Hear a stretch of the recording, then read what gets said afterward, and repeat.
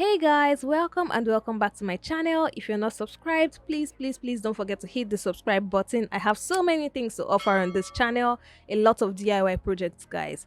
So today we're going to be learning how to make this fabric book cover. You know, this was so inspiring. I made it for two different sizes and it turned out really beautiful. Now let's get our intro in and do what?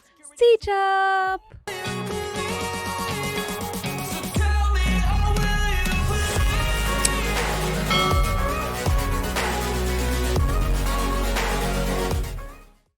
So guys, for this we're going to be needing our quilting ruler, pins, scissors, measuring tape, our fabric pieces, and the diary or whatever you want to use. I'm using my sketchbook right here.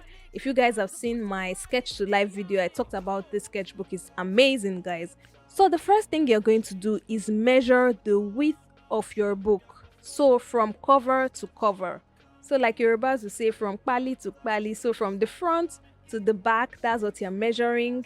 So measure it all around except the front side where you're going to open the book from. So measure it on all the other three sides, and then I'm going to just measure how deep I want my pockets to be. So the inner part to be like a pocket where I can put my pens, pencils. So that's what I'm going to do right here, and I want it to be 3.5 inches. So what I'm going to do right now is add what I measured on those three corners that I measured first, and then this particular measurement that I just made, this 3.5, I'm going to multiply it by 2. So that will give me 7 inches, right? So that's 7 inches plus the 12 inches I got when I measured it all around the three corners. That will give me 19 inches. So 19 inches is what I'm going to cut out on my fabric. Now again, you're going to measure the height of this book. Whatever book you're using, I have 8.25 inches right here. You're now going to add 2 inches to that height. So that's going to give me 10.5 inches roughly. So I'm going to add 2 inches, 10.5 inches. And then I'm going to do the same process for this particular diary. You can see what it looks like. I want this one to be 2.5 inches, overlap. So instead of the 3.5 I used for the other one, I'm using 2.5 for this. So I'm just going to do the same process basically. So now I'm going to cut out my pieces. I'm using this green piece for my sketchbook and the yellow piece for the black diary. So the first thing you're going to do is fold the raw edges. So just like I'm doing here, fold it twice and then sew it down on both edges. So you're working on the short edges right here.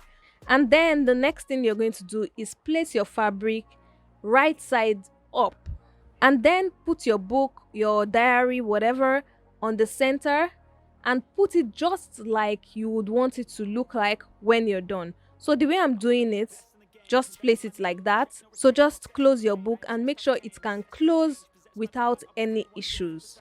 So now that we're done doing that, we're going to use either your ruler and your chalk to draw the line, or use your pins to pin it so that you can easily just sew it straight up from there. So just like I'm doing right here, you can draw your line and then pin it, or just pin it straight up.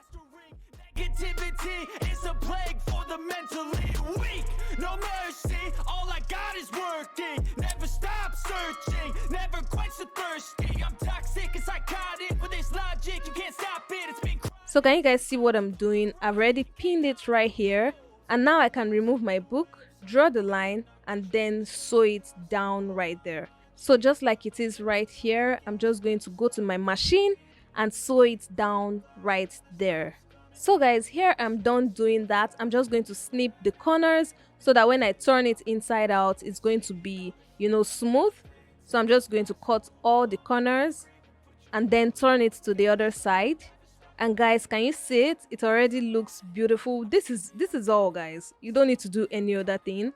So just turn it inside out. You can iron it, and once you're done ironing, just put your diary, your sketchbook, your whatever book, just put it inside. Now you guys can see it.